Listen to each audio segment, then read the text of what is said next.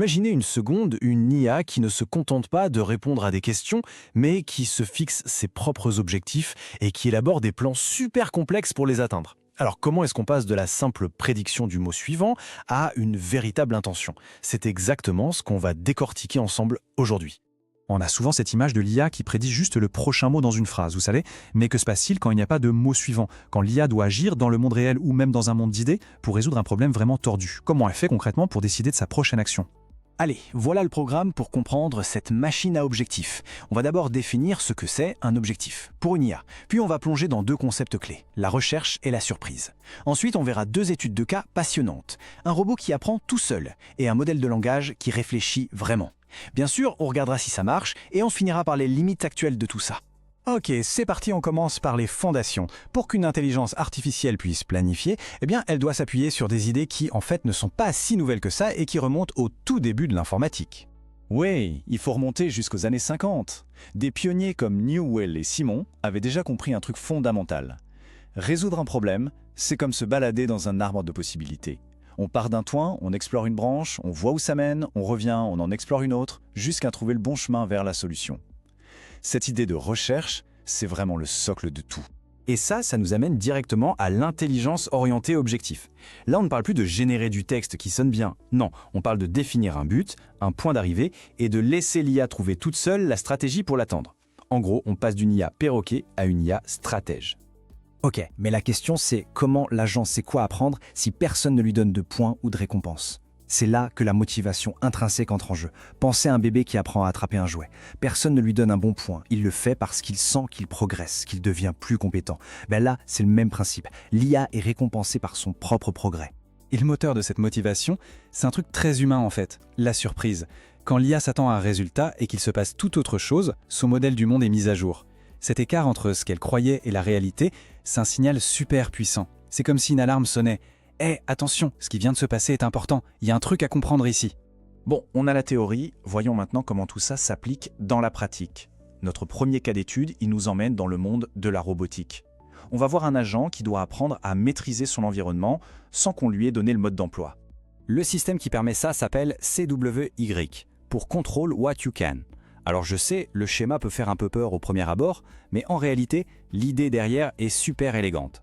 C'est une boucle d'apprentissage où plein de petits modules collaborent pour que l'agent apprenne par lui-même à utiliser des outils et à planifier ses actions. Alors, comment elle marche cette boucle? En fait, c'est un cycle qui tourne en permanence. D'abord, l'agent se demande quelle est la chose la plus intéressante que je pourrais apprendre là, maintenant. Une fois la tâche choisie, il la découpe en petites étapes, du genre d'abord je saisis l'outil, ensuite je pousse l'objet.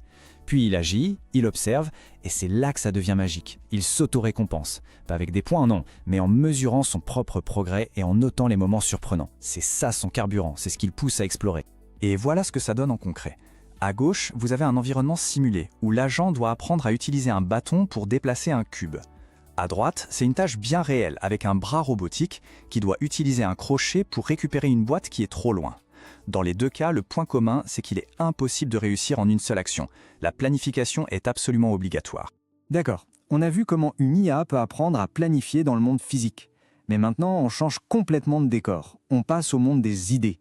Comment une IA planifie quand ses actions, ce ne sont pas des mouvements, mais des étapes dans un raisonnement.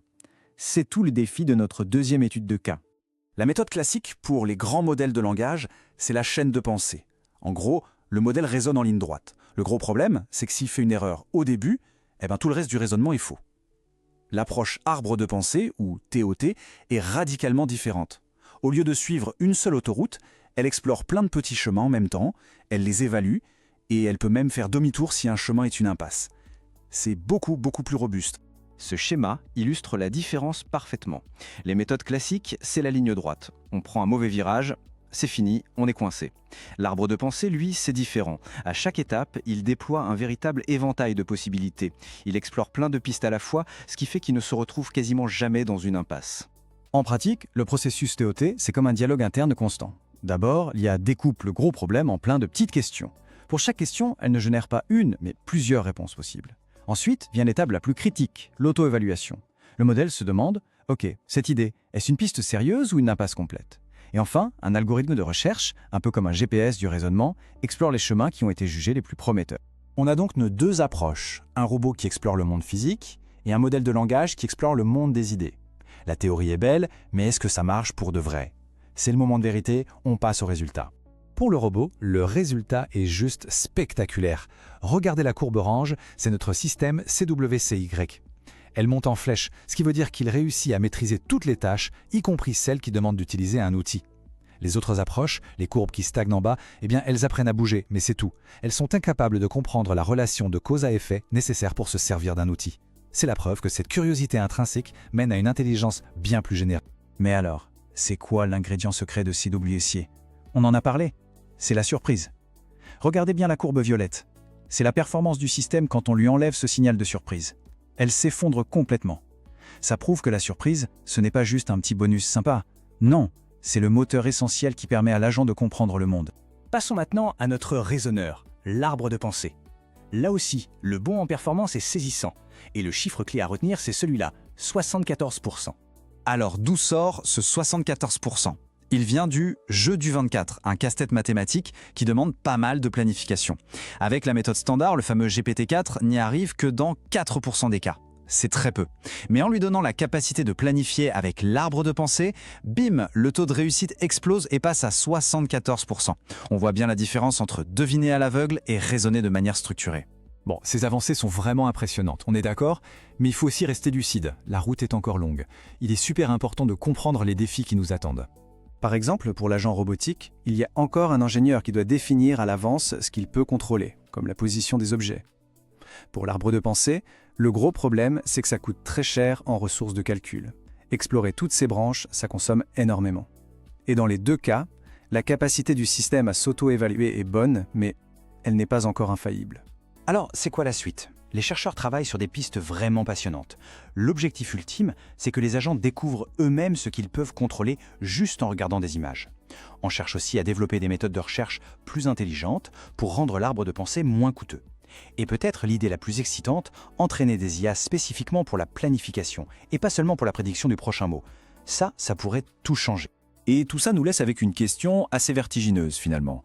On a vu des IA qui ne se contentent plus de suivre des instructions, mais qui formulent leurs propres instructions, leurs propres objectifs intermédiaires pour atteindre un but. C'est un pas de géant vers une intelligence plus autonome, plus capable.